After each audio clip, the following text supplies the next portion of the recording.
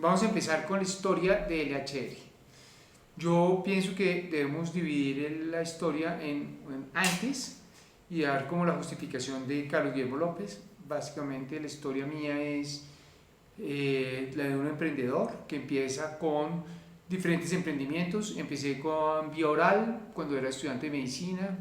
También tuve un negocio de restaurantes cuando ya estaba en el internado. Luego, cuando me gradué de médico, me voy a trabajar para mi primer trabajo y es como médico rural en el Golfo de Morrosquillo. Era el médico rural de la compañía Oxy, que es una compañía de petróleos.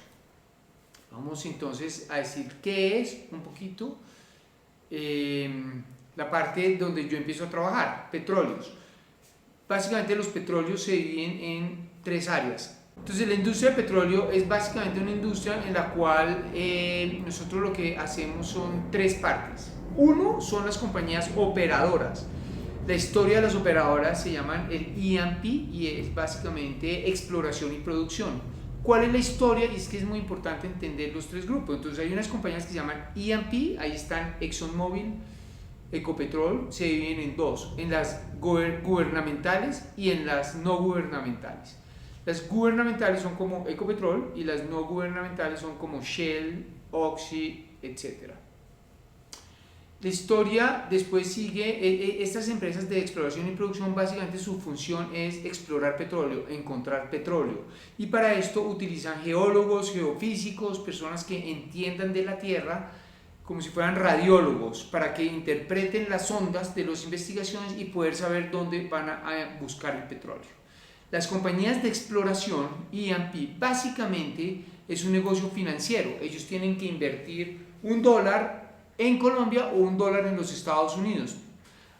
Esperan tener mayor rentabilidad donde haya más incertidumbre, donde haya más riesgo, como en Colombia, donde hay guerrilla, problemas sociales, pero esperan que si hay un gran descubrimiento recuperen o ganen más plata que en un país como los Estados Unidos, donde el mismo dólar pues es muy seguro la inversión, pero es muy incierta tanto el descubrimiento como el desarrollo y realmente la rentabilidad de su negocio. Las compañías exploradoras trabajan con compañías de servicios. Entonces, las compañías de servicios son compañías que acompañan el desarrollo de las compañías operadoras. Los nombres son Schlumberger, Halliburton, Baker Hughes.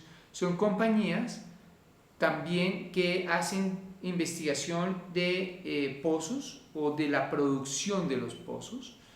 Yo diría que básicamente ese es lo que se conoce en la industria como el upstream o aguas arriba. Es decir, todo lo que tiene que ver con el descubrimiento del pozo y el desarrollo de esos pozos de petróleo.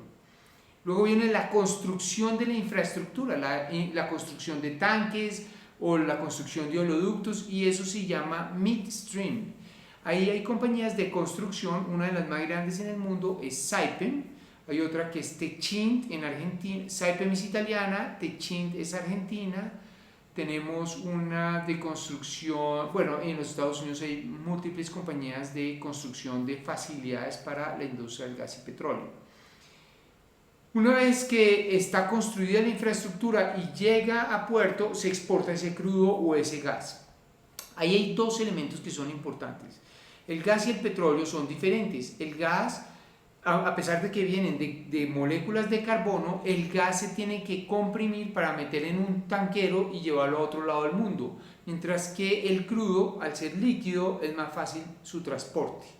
Entonces, en el caso del gas, necesita unas facilidades de compresión en puerto importantes para movilizar este producto.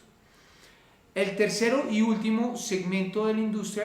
Entonces, las compañías de downstream son las compañías que son refinerías o petroquímicas y cogen el petróleo o el gas y lo convierten en subproductos de plásticos y bueno, y todo lo que incluye esta industria.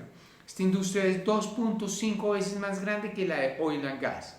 Ahí las compañías son, por ejemplo, SABIC, con la cual trabajamos, refinerías como Sator y todo lo que tenga que ver el mundo de la refinación. Es un negocio diferente, pero es darle valor agregado a un material bruto.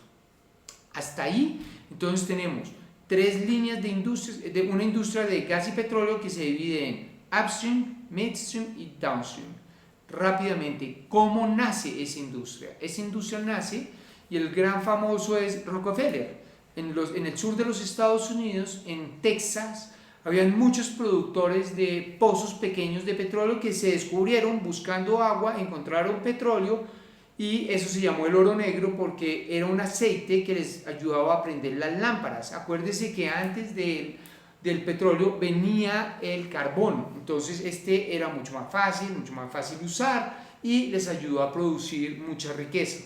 Lo bueno de Rockefeller fue que los integra, es decir, le compra a todos los que producían y dicen, venga, yo les ayudo a vender y a comercializar, y hace la primera E&P, que es exploración y producción.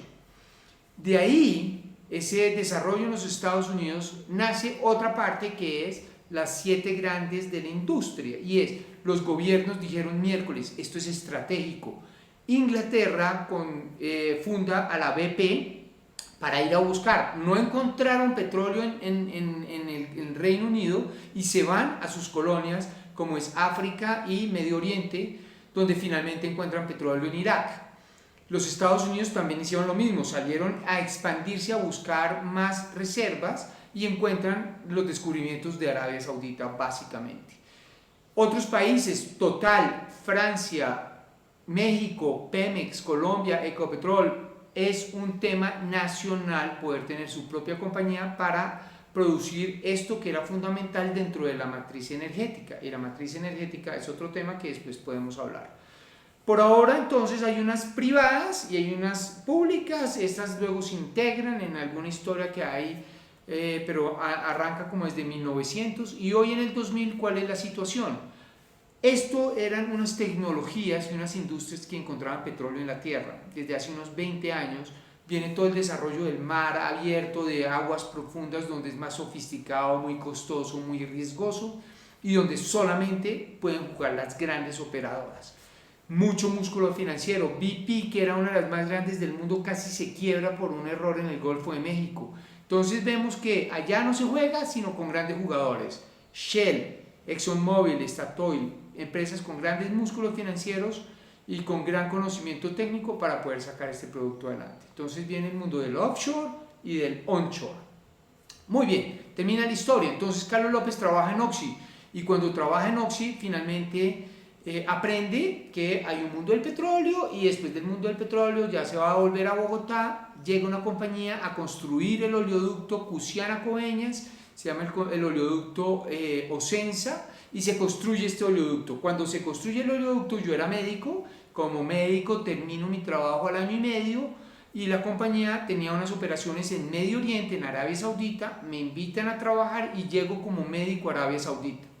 Ahí trabajo y lo que me doy cuenta es que había una gran oportunidad para el talento latinoamericano, porque yo era colombiano y me decían, ¿usted de dónde viene? Estamos hablando del año 2000, no era muy conocido ese tema de latinoamericanos en Medio Oriente. Entonces ahí viene la segunda parte de esta historia. La primera es empieza Medio Oriente, yo trabajo en Medio Oriente, Carlos López, y después de Medio Oriente entonces vamos a hacer una historia apasionante sobre lo que pasa ahí y por qué nace LHR. Después de trabajar unos años en Medio Oriente, trabajo en África, trabajo en Italia para esta empresa italiana que es Saipem. Saipem pertenece al grupo Eni. Eni es el Ecopetrol.